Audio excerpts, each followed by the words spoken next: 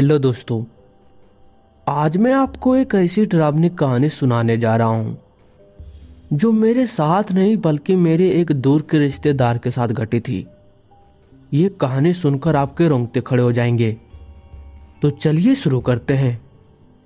मेरा वो रिश्तेदार जिसका नाम राहुल है, एक छोटे से शहर में रहता था। उसकी जिंदगी बहुत साधारण थी। वो एक बैंक में नौकरी करता था। सुबह उठता, नाश्ता करता और ऑफिस चला जाता था। शाम को घर लौटता और खाना खाकर सो जाता था। उसकी शादी को 2 साल हो चुके थे। उसकी पत्नी नेहा बहुत अच्छी थी। दोनों बहुत खुश थे। उसके पास एक छोटा सा घर था। वो हर शाम बगीचे में समय बिताता था और फूलों को पानी देता और पौधों की देखभाल करता था।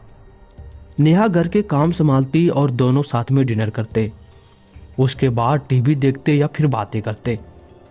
जिंदगी बिल्कुल परफेक्ट लगती थी। कोई टेंशन नहीं, कोई झगड़ा नहीं। राहुल को लगता था कि उसकी जिंदगी में सब कुछ सेट हो गया है।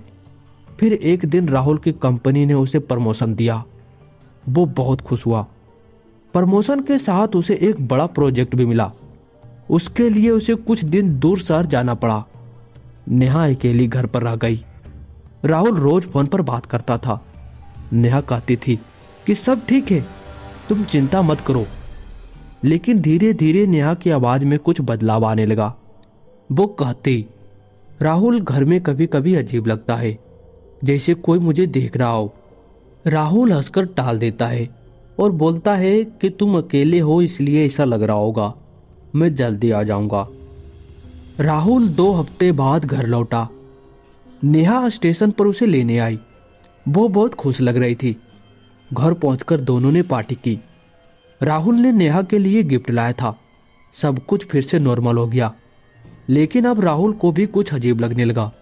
शाम को बगीचे में काम करते समय उसे लगता कि कोई उसे पुकार रहा हो, हल्की सी आवाज, फुसफुसाहट जैसी। वो सोचता कि शायद हवा की आवाज होगी। एक शाम राहुल बगीचे में बैठा था।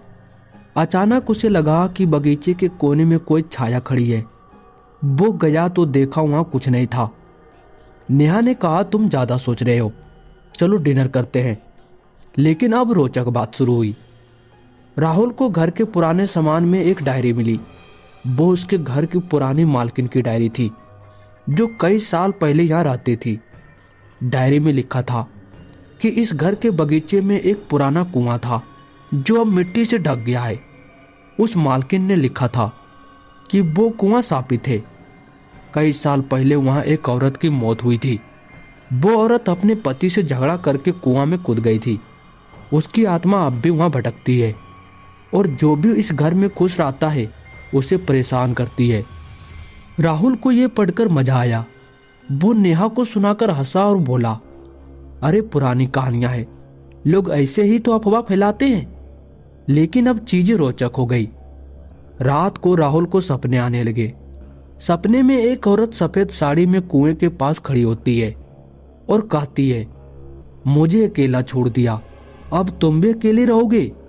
राहुल डर कर उठता है और सारी बात नेहा से कहता है। नेहा उसकी बात सुनकर बोलती है, सपना है, भूल जाओ। धीरे धीरे घर में अजीब घटना होने लगी। रात को दरवाजे खुद ब खुद खुलते और बंद होते। बगीचे में फूल अपने आप मुरझा जाते। नेहा भी डरने लगी। एक रात राहुल ने बगीचे में खुदाई की। वो जानना चाहता था कि यहाँ सच में कोई कुआं है या नहीं। और सच में मिट्टी हटाने पर पुराना कुआं मिला। कुआं बहुत गहरा था। राहुल ने टॉर्च डाली तो नीचे कुछ चमक रहा था। वो रस्सी बांधकर नीचे उतरा। नीचे उसे एक पुराना साड़ी और हड्डियां मिली। वो डर गया और ऊपर आया। अब कहानी डरावनी हो गई। उस रात से घर में वो औरत दिखने लगी। सफेद साड़ी, लंबे बाल, चेहरा छिपा हुआ। वो रात को राहुल के पास आती और फुसफुसाती, तुमने मुझे जगाया, अब मैं तुम्हें नहीं छोड़ूंगी। नेहा एक रात गायब हो गई। राहुल ने ढूंढा तो वो बगीचे में कुएं के पास बेहोश पड़ी थी। डॉक्टर ने कहा शॉक लगा है। राहुल ने एक तांत्रिक को बुलाया। तांत्रिक ने कहा यह आत्मा बहुत गुस्से में है, वो नहीं चाहती कि कोई इस घर में खुश रहे। तांत्रिक ने पूजा की, लेकिन कुछ नहीं हुआ। आखिरकार राहुल और नेहा दोनों घर छोड़कर चले गए। लेकिन दोस्तों, सबसे डरावनी बात यह है कि जब राहुल और नेहा एक नए घर में गए तो वहां पर भी एक वैसा ही डायरी मिला और अब वो भी वैसा ही घटना बता रहे थे। कहते हैं वो आत्मा आज भी उस कुएं में है।